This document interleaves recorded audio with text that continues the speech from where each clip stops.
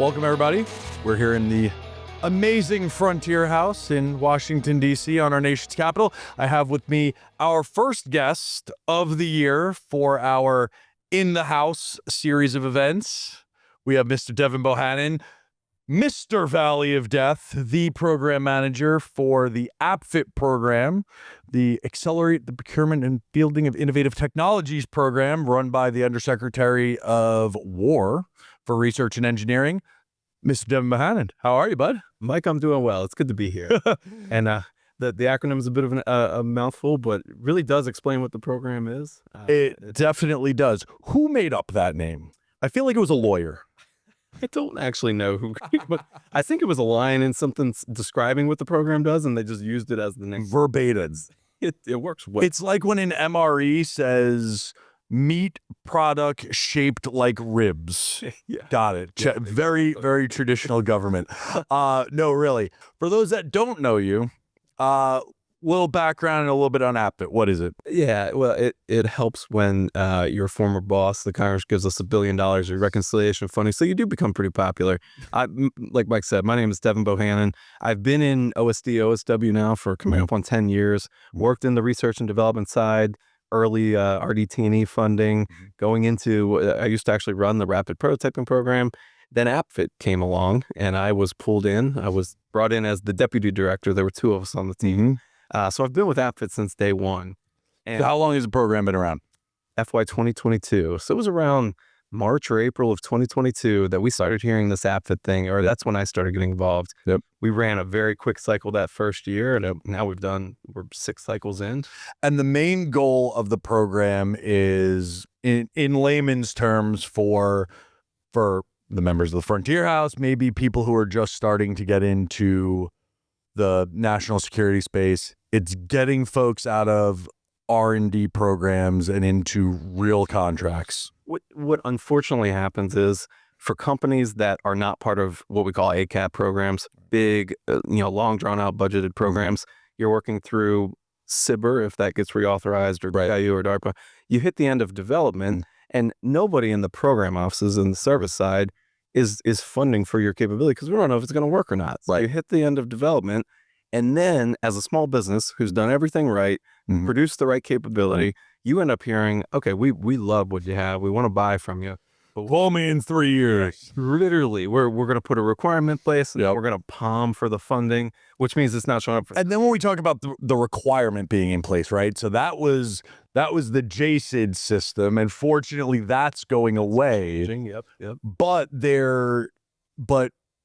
I mean, even before there was the 800-day JCIDS process, anything that's going through even the multi-year PPB&E process is caught.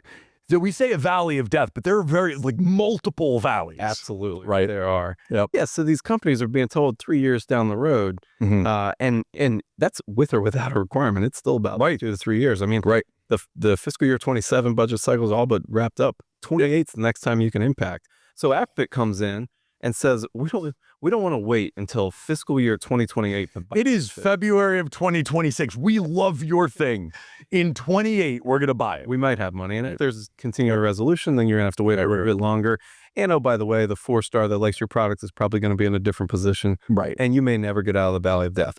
APFIT allows us to buy it now. Right. We know we're thinking we're going to buy it in 2028. Why wait? Let's buy it now. Right. While everyone would love for you to run the entire Department of Defense like this, you obviously don't have $1 trillion budget, right? You have to pick very specific projects. They have to be high priority. What are you pulling across that one or many valleys of death? What are you looking for? It's really, we don't look for a specific technology. I'm not looking underwater or space or comms or counter. So it's not in a specific domain. No specific domain. It comes down to what is the most important to the warfighter. Right. Those folks out in CENTCOM, NORTHCOM, SOUTHCOM, INDOPACOM, what do they need the most? Right. Those are the ones going to the top of the list. Then there's some other factors. And because you can do it in year, right away, you're right up against that priority window. So things are happening actually in the news and in the real world, and you're able to affect some of those requirements for the warfighter. It happens immediately. Right. A couple years ago on the news, you heard about UAS incursions over some of our bases. Yep. The Joint Staff came in basically the next day and said, Right. APFIT's our best chance to get stuff out there. And that's what we're doing, the class of 2025. Yep. No, that's 2 years ahead of what the normal cycle would have done. That's right. There are systems that are going to be protecting the World Cup that are out there today because of APFIT. That's awesome. That's Cool. The service money would still not be here. Jeez. So now you've made everybody's day. There's people that are watching and they're like, okay, that's the money I need. I need to get that. How does somebody on the company side do APFIT? Yeah, it's a good question because it's actually not out on SAM.gov. Companies can't submit directly. Right. So it's a government-to-government process. Right. This is why I love this. Here we go. There's value to it being a government-to-government process. First and foremost, if you're a company, I would find that person in the government. Doesn't matter what rank they are, GS 13 to 15 to SES, does not matter. Find somebody in the government willing to submit for you. Then you have to figure out. You need a government sponsor. You're every lobbyist in the world, every advisor in the world, you actually need a government customer willing to partner with you and raise their hand and put their signature on the submission. And that's the most critical step. I concur. You get a government sponsor that's not going to answer my team's emails. Yep. You can imagine your project is not going to go very far. That's right. Right. So that person basically evangelizing your product for you is a key first step. Then who's speaking on behalf of the warfighter that has that counter UAS need or whatever it may be. Yeah, that government champion can be a lab person, right? Yep. It could be the warfighter. It can be a service person. It doesn't matter who it is. How far down the R&D cycle or scale have you seen? Is AFRL and Army Applications Lab, McWill, are they winning programs? Do see that. Yes. APFIT sits right at the tail end of RDT&E, right? We don't want to make you wait 2 years until PROC shows up. So we're catching things right as they go to a demonstration, prove that they're viable. We want to catch them right away the next month or two. That's right. And start getting them out the door. So we do have projects, a number of them actually, where that lab person is still the lead. And that's where we're going to be looking at, okay, there's got to be a handoff because lab person's not right. So they can run it for the first couple months, but who's going to catch it and run with it? Yeah. A big thing we look at is when APFIT starts the purchasing, we want to know that somebody's going to come in and keep purchasing. Right. For the businesses, we don't want to create a spike in demand for your company. Yep. And then when the APFIT money runs out, you're laying off the employees and shutting down production lines. That's the valley of death. After you got through the first one, there's another one on the other side of the mountain. Just hitting you left and right. There's constant. So we work very closely with the services. Yep. Written into law. You got to give credit to the people that started the program. Yep. Written into law. Acquisition executives are all part of the committee. Yep. So we have insight into, is this something the department is actually going to buy in the out years? Right. It helps us make the right bets. I know you've got a bunch of metrics, and this isn't a pop quiz. But what do the numbers look like? What are the funding levels? How many projects have you picked to date? Numbers. So this started as $100 million program, right? Year one. Since then, it has grown to $1 billion plus. We've now awarded over $1.4 billion to 75 projects. So that is about a $19 million per project average. Our last class. So, and by law, for everybody who doesn't know, I mean, obviously, Devin's got one of the best websites that the government has put together. And I know that sounds funny because usually those are terrible, but they're not. It's actually a very good website. All your information's on there. But by law, the awards are 10 to 50 million. But you're saying your average is in 19. Approaching 20 million. That's huge. Last class, the average was over 30 million. So the average, that first year, the average was low. It was right at 10. Yeah, right at 10 for all. This is the first year. Yeah, I got 10 million. Now we're up over 30 million per award. And that's significant. If the members of Congress hadn't put that floor in, you could see us doing 2 million here, 3 million there. That's not enough to get these companies through the valley of death. They're looking at a situation where the department is telling them they want this capability. They're not, if without APFIT, they wouldn't have cash flow for 3 years. $3 million doesn't get you through right? That you could barely keep the team together. 10 million plus 30 million. Now you can keep the team together.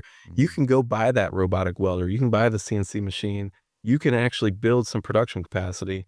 And we've talked about this before, and just like any other kind of government funding, obviously non-dilutive, right? It's a government award. It's a procurement award. But that signal to the investment community for startups, there's a lot of money that follows on an APFIT win as well, right? We awarded a company this past cycle. Public press release went out. A few months later, $100 million of VC money poured in. That's not atypical, right? Because, from the VC community, you're trying to figure out which of all the development capabilities, which ones are going to be home runs. Well, the APFIT program kind of gives you some answers. It's real demand signal. You're saying we're going to buy that actual thing, not do more research and development. We're going to buy quantity. Absolutely. Right. We're going to get it started, and we're talking to the services. Right. We want to know that they're going to come in and keep buying it. So it's a great way to attract VC funding. I'm really sure a lot of people are happy to hear that. I don't know who's on the other side of this thing, but I think these are all really good signals. We are going to head upstairs, and again, we are here at the lovely Frontier House on the nation's capital. We're going to go upstairs and have a Chatham House event. We've got a great group of members and people from across small businesses, the investment community. We have some other government and national security leaders tonight. But before we go upstairs, I wish we would have done this last week so you could break the news right here. But there's some things that are changing for this year. It's really big news. I know it's been in the works for a while. Tell us what's different about APFIT for this cycle. There's one big difference, and that is APFIT was always procurement dollars. That made it really tough to procure software, right? Especially when it was software licenses. Right. The House Appropriations Committee specifically put some language in. APFIT is now open for software, and that is I have seen the demand signal very quickly in the last week. That's people have been waiting since 22 for this. They have been. So we're going to get inundated with some software, but that's you can look it up in the bill. There's $75 million set aside for software. We're going to hold to still $10 million plus for the awards. Right. So you're going to think an enterprise level type of software solutions, warfighter focused. But it doesn't. That's what I was going to say. But it doesn't change the criteria of the award, right? You're not buying business systems. You're talking about the software that's on the edge, enabling warfighters and operations, right? We're gonna go to the combatant commands. That commander of that combatant command. If it's important to them, it's important to APFIT. That's right. Okay. Everything seems to be tracking good. We got $1 billion budget, nothing to complain about. We got software on board. Hardware's still coming. Your deadline's coming up soon. It is. Very important point. February 20th. A lot of the combat command deadlines close. We're sitting down with them next week to see what they're thinking about submitting. So now is the time. Service deadline a month after that. So they are coming up for 26-2. And then if it's not right for this cycle, 27-1's right around the corner. That's the value of having that $1 billion in reconciliation. We're every 6 months now. Beautiful. So it is as soon as we wrap up 26-2, our current cycle, we're gearing up for 27-1 right around the corner. Sir, thank you very much. Thank you for what you're doing for the country, for our nation's small businesses. This program is, in my very biased opinion, the best thing the department has going on. I appreciate you being here for our event tonight. And you heard the man. The cycle is closing soon. At this point, I hope you have a sponsor and a champion. If not, we'll get you in the summer. Absolutely. Good. Thanks, buddy. Appreciate you. All right, guys. I'm out.